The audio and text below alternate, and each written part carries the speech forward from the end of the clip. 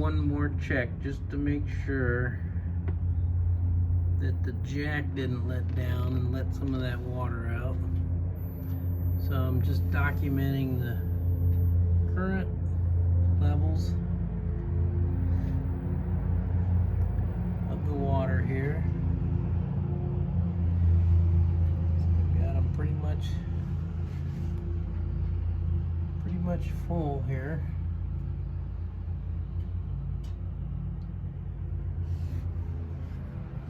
Come around this side. A little bit of tilt there. That jacket there is super full to the top.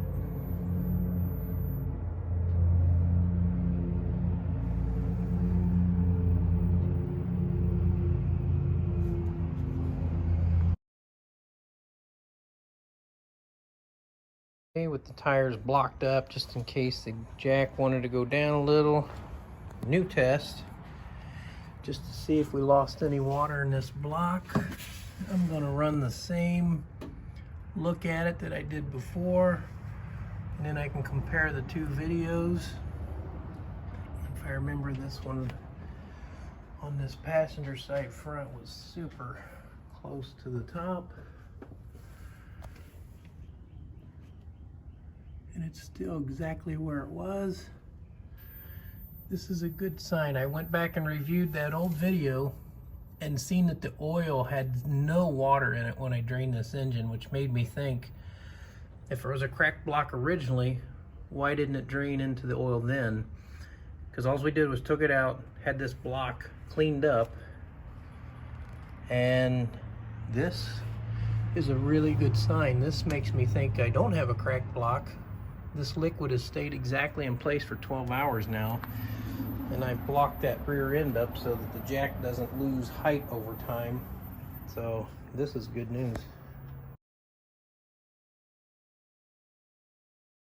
There's one thing I wanted to verify I had right, was the transmission linkages.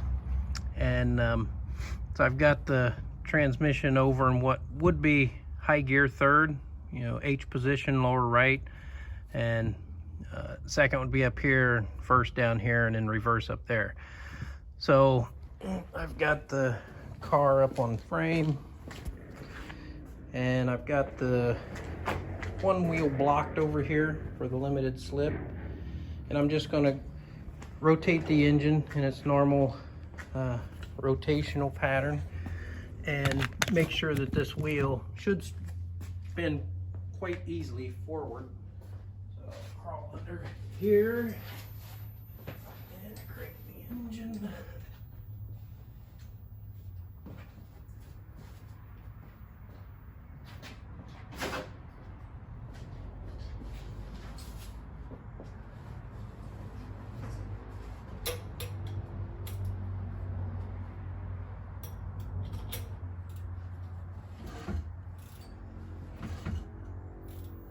Yep, we see the tire rotates forward very quickly. So I'll switch over to reverse now. And I rotate the engine the same direction. The tire should rotate reverse.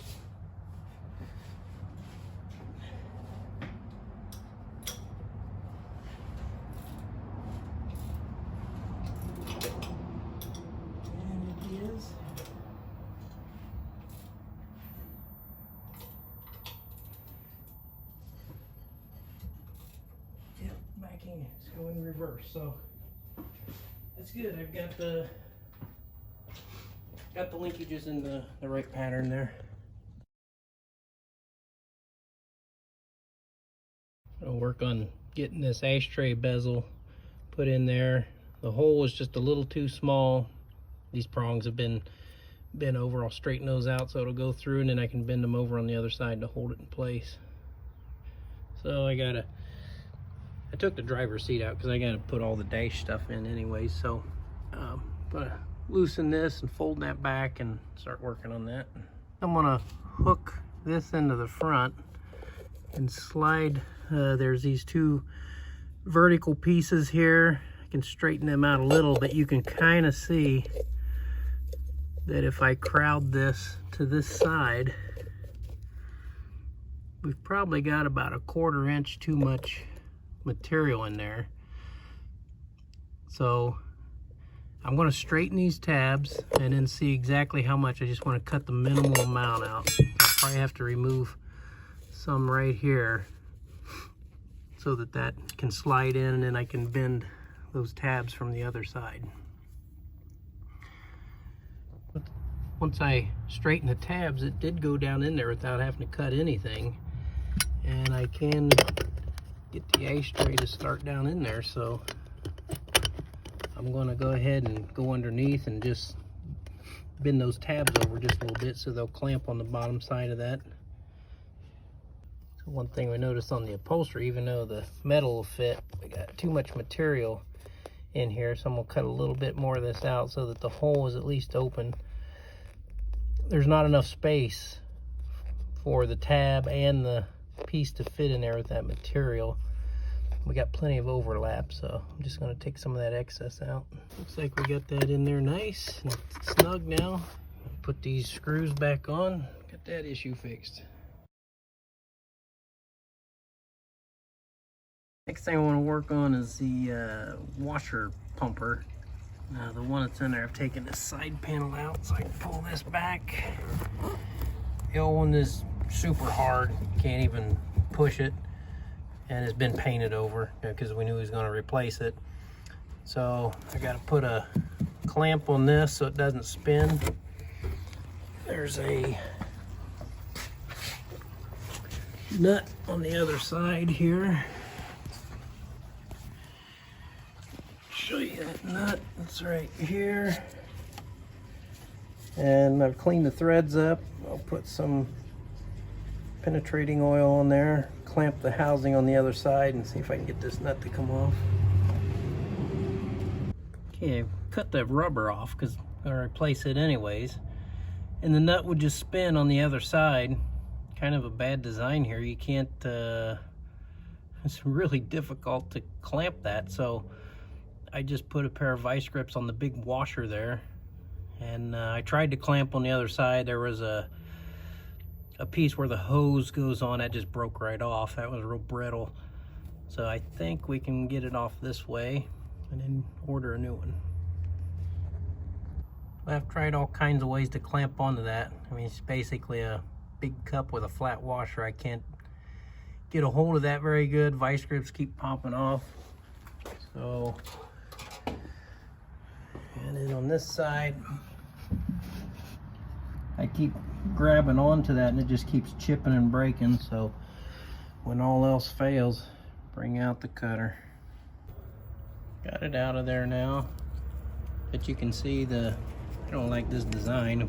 They had all kinds of weird stuff, but it's just a washer in there with that rubber piece around there. So basically the rubber was acting as a washer clamp, and then you could thread this on, but too much corrosion, no way that was going to work, so just cut it out of there.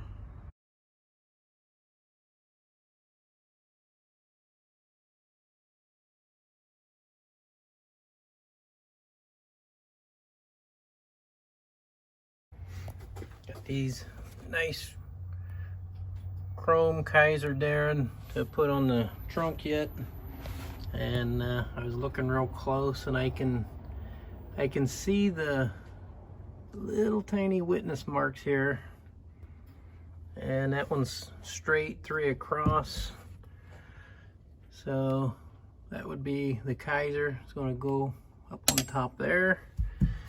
And then over here, I can just see the witness marks, the 3 parts there that match the 3-pin pattern on the Darrin.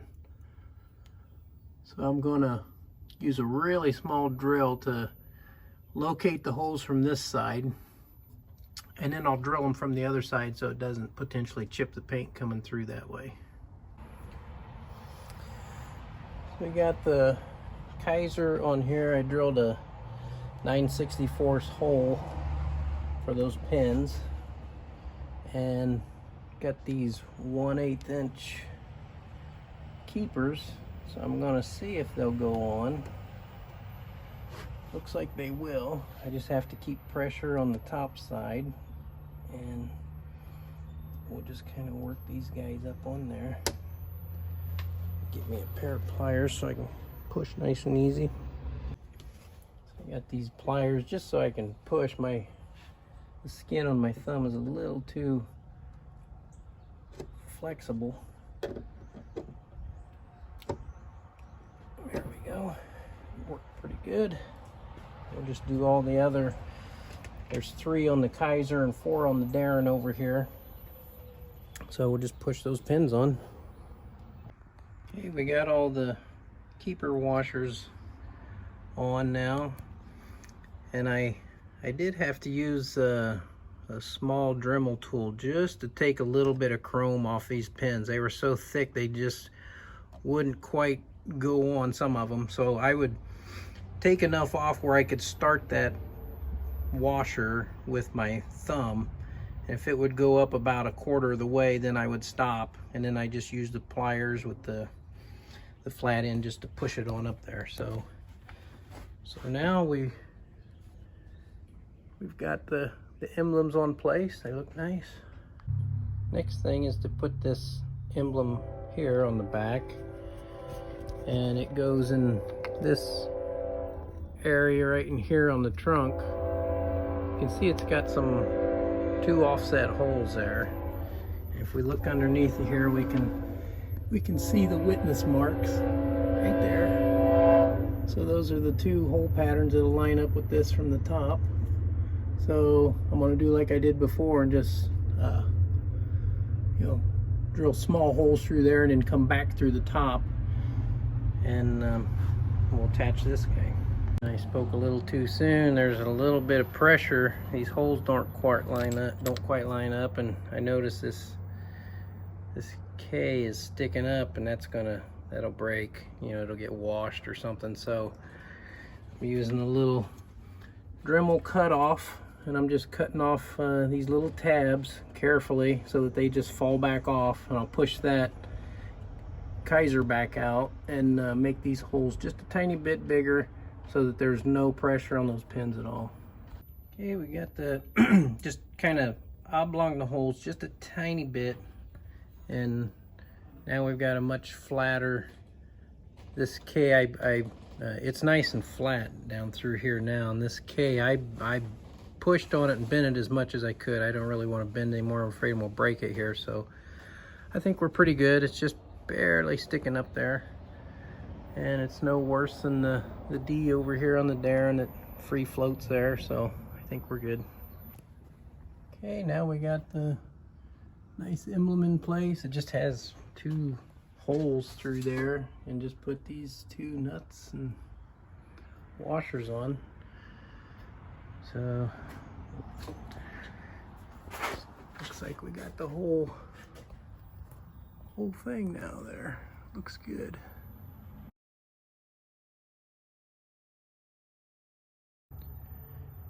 Working on this convertible lid, and there's a latch release. You can see the black bracket there. I've just attached it into the fender. There's a cable that comes up here, and the cable will mount there, and you can see where those brackets are. I'm going to close this for a second. Those brackets have these latches that hook to them, so they'll set in there, and then that cable will hook through. There's 2 of these, 1 for each side. So this one will go over there, and the cable goes through these holes, and then when you pull on the cable, it will pull the hooks this direction, which will then release from the pull this hood back up. So then those hooks release from here. So one of the challenges I've got now, so I've got the pieces here, but the challenge is when they went to chrome plate the handle, which is nice and beautiful looking piece, but they cut the cable. So I'm going to try to weld these 2 together. Pretty strong cable there. So I'll clean this chrome off, and I'm going to try to weld these two together and see if I can get a strong enough piece. Hopefully it'll hold. There's quite a bit of pressure on those two springs. I got to work both of them at the same time, so see what happens. Okay, I've got the two wires just positioned, so now I'll try to weld those. Really couldn't have gone any better. I mean, I hit that and I pulled on it pretty hard with 30 to 50 pounds of force, and it still stays connected, so I think we're okay there. Okay, we've got the handle mounted there, and you know, I welded that cable. The cable comes up around the underneath of the convertible here, and then here's the holder. I got this little piece of rubber just so it'd clamp nicer on there, so this is nice and snug. And then if we look at the cable run over here, it goes at least, and I've got another inch or two. I mean, it goes at least halfway, so hopefully that'll connect. If not, I can give it another inch or two here. It looks like maybe it had a little more. Okay, I've got these latches just loosely in there right now. Just mocking it up to make sure the cable is long enough, and it does go through there, so I will be able to connect that. So now I just have to feed a couple of cable clamps through, and then those latches should work, and they'll pull this way to unhook, and then we just got to get the height of these set. There's quite a bit of play in there, so we can kind of steer that where we want. The convertible cable ties that kind of block the wire so they don't pull through those latches is like this. This one goes up on the hood latch. There was only one of these in all the boxes of parts I had, so went to Menards and found something similar, pretty close, and I just have to drill a hole in this so I can use a screw to set it. I'm using a numbered drill set, so I'm using a number 50 drill to drill that, and got it marked there, so I'll ping it and drill a through hole.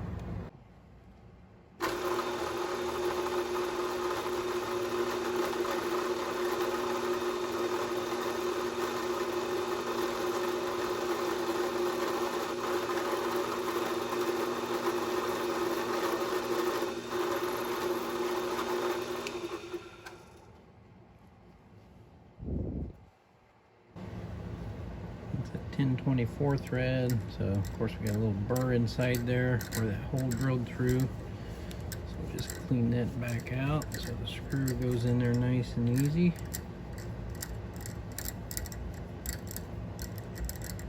There's one down, and get the second one done. Okay, so we got two of these made. Now for the convertible latch wire that will connect those. I'll save this for the hood, and there's the part number I picked up at Menards for these two guys. Okay, now we can get a closer look at the latches on the convertible.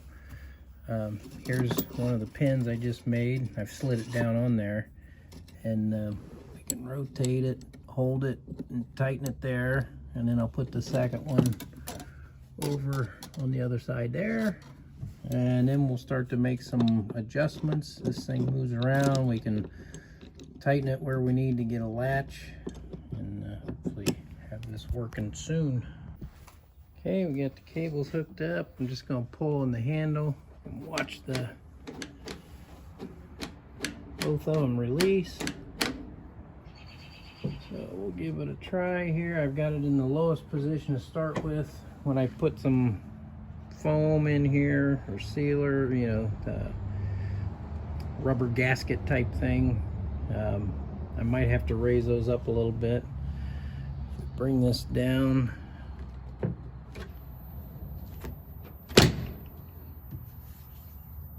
So we can see that one's latched, the other one's latched. And I can tell we're a little bit low right now for the latching. The other side doesn't match, but if I pull on the release, then this lifts right up. So the mechanisms are working great. I'm gonna raise that side up maybe a 1/4 inch and maybe this one an 1/8. See if I can get the body lines to match just a little better. Okay, I'm pretty happy with that. I mean, this is, I don't want it to sit up much higher than that. I mean, there's a definite step. You get much higher than this here, you're gonna see under there. Even that's just the way the fiberglass is in the car. The other side's about the same. So I think we're gonna call that good.